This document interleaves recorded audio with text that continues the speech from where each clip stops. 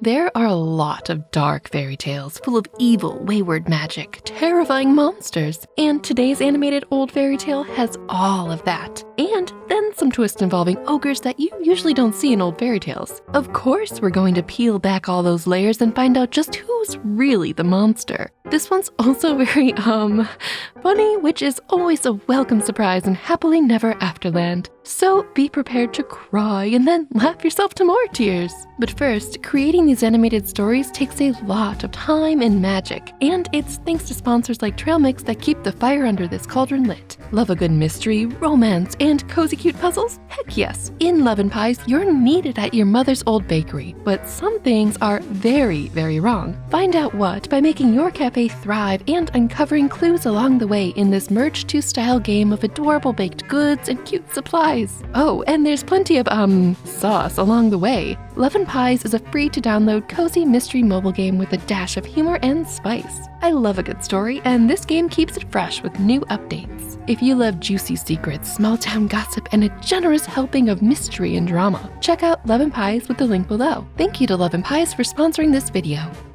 Once upon a time, there was a respectable woman, Marcella, who had 6 little farts as thin as poles. Look, I have to tone down this story a lot, so give me this. AKA daughters that she had to marry off, and one bird brain and mutton head of a son that couldn't even throw a snowball, which is a very specific unit of measurement. He's basically a little empty in the head and twiggy in the body. That's cool, everyone's made differently.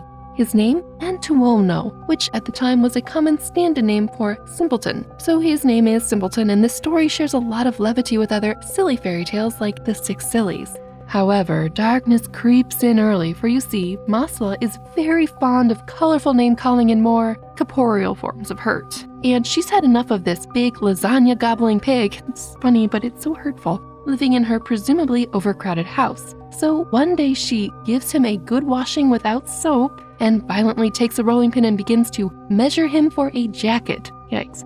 Now, Antuono might not be the brightest shining star, but he knows enough to run the heck away from this bad situation, and good riddance. So he runs and runs with nowhere to go until it's night. And as luck or misfortune would have it, he stumbles across the pumice cave abode of an ogre. Now, this ogre is apparently ugly. Very short, with a huge head covered in lumps, a mouth as big as a great press, fringed by 2 tusks that grow down to his flat little duck-like feet. Sounds adorable, but the story says that any hero would positively quake at seeing this evil little shade. But not our Antuono, no. He, bless him, just strolls in and says, "Good day, sir, what's up? How are you? You want anything? How far is it from here to the place where I have to go?" Which he had no destination, remember? Precious. The ogre thinks so too and just offers him a job. "Do you want to work for me?" he asks, and Antuono, poor dear, says, "How much do you want a month?" The ogre reads this man like a book, takes pity, and just says, "We'll get along fine, and you'll see good times." Now, if you're familiar with fairytale ogres, you know that they usually have a bad reputation. They like to eat people. So when Antuono has food thrown in his face and lives like a sheep at pasture, you might think this ogre is fattening him up for the feast. But Antuono starts bulking up after a mere 4 days, so much so that he cannot see past his nose. Oh, and he's also red as a lobster and green as garlic too, so I'm guessing he's finally healthy. 2 years pass, Antuono is not eaten, and what's more, begins to get homesick for that sick home situation. The ogre senses this and could also use a break from Antuono's, unattended to stench, that's a twist, and says, "Since I love you like the pupils of my eyes, you should go visit your family for a bit."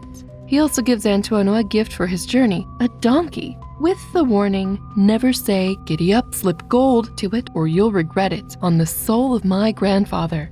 That's pretty serious.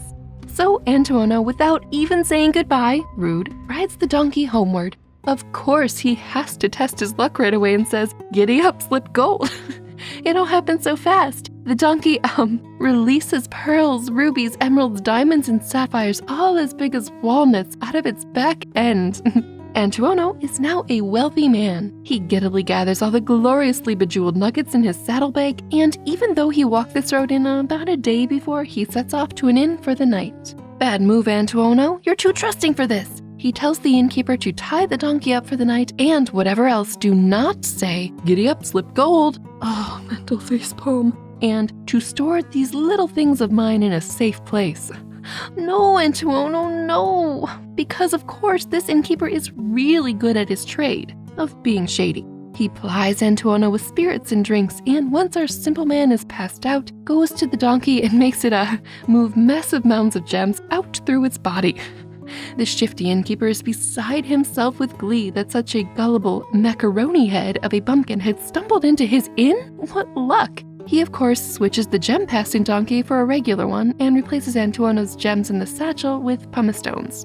Next morning, Antuono takes his time waking, calls the innkeeper to settle their bill because, quote, frequent bills make for long friendships. Oh, no, Antuono, if you only knew. Of course, he's also overcharged here in addition to being robbed blind the night before. But Antuono heads home without checking his donkey or gem satchel. That one's on you, man. Hurry, Mommy, hurry! We're rich, he says, approaching home. Get out the tablecloth, spread the blankets, for you're about to see some treasures. So, of course, Marcella gathers the finest linens they have, even her unmarried daughter's trousseaus. That's really nice fabric for the bride's futures. Oh no. Antuono brings in this smelly donkey and sets it up in the center of the fine fabric and commands it to giddy up, slip gold. Nothing happens, thankfully, right? But Antuono has something to prove, so he keeps commanding the beast to make sweet, sweet somethings. And because nature always takes its course, nature takes its course on the best linens this family has. Diamonds and rubies don't stain these lacy cloths a putrid yellow, but some other golden-tinged treasures do, poor family. Mom starts choice name-calling again, justifiably so, because in exchange for an animal well lubricated with treasures, he brought an animal lavish with makeshift mozzarellas. Makeshift mozzarellas. But Antuono's like, not to worry, I still have my actual gems. But of course he doesn't. He retreats from flailing mother to the ogres, who also rails into him for how foolish he was, but cools way quicker than Mom. Work resumes, a year passes, and Antuono again has hot feet. This time, the ogre's parting gift is a tablecloth, which, what a gent, he's trying to replace what Antuono ruined. Whatever you do, he says, until you're at home, say neither open nor close tablecloth. Will we listen? Of course not. Antuono tries this right outside the grotto, and inside the tablecloth are riches beyond measure. So he stops at the same inn, which wouldn't the gem-passing donkey have been enough to make this guy super wealthy and secure an easy life forever after? Why keep the inn? The shifty innkeeper is beside himself with glee at seeing the macaroni-headed Antuono again, and even more so when Antuono tells him exactly how to work the tablecloth. So the innkeeper swaps the tablecloth with a mundane one, and the next day Antuono is on his way. It would be too much to expect him to test the tablecloth before proclaiming its virtues to Mommy Dearest. When this new magical item flops, she lets loose, "Get out of my sight! I can't stomach you anymore! My hernia is swelling and I get a goiter when you're underfoot! Ouch, Mama!" Poor Antuono saw the lightning and didn't want to wait for the thunder, and I don't blame him. He returns to the ogre, who is scathing. "If you had kept your mouth shut at the inn, none of this would have happened to you. But since you used your tongue like the sail of a windmill, you've ground to dust the happiness this hand gave you." Ouch, the truth hurts. And mayhap it finally hit home because Antuono stays here for 3 more years. But he gets homesick, and the ogre by this point is also ready to be free of him. His parting gift? An enchanted club. And you know by now the ogre has Antuono's number down. "Take this in remembrance of me, but be careful not to say up club or down club, because I want nothing more to do with you." The ogre keeps talking, but Antuono has checked out and just leaves. And of course he has to try out the club. Up club, and the club rises as if possessed and starts beating Antuono mercilessly. He finally manages to screech out, "Down club!" to end this suffering. And now he has his first bright idea, TM, to get back at that snaky innkeeper. And I can't help but marvel at the ogre's 40 chess foresight here.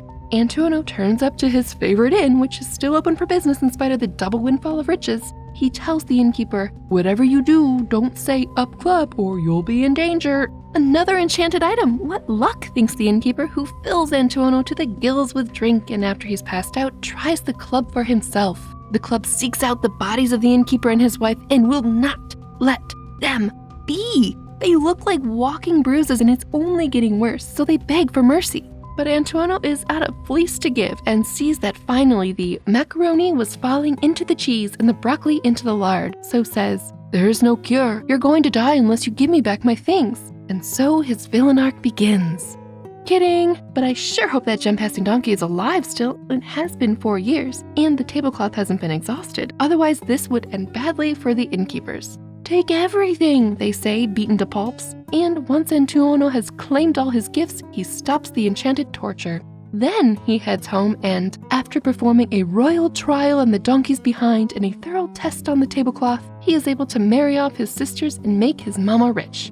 The moral? Heaven helps madmen and children.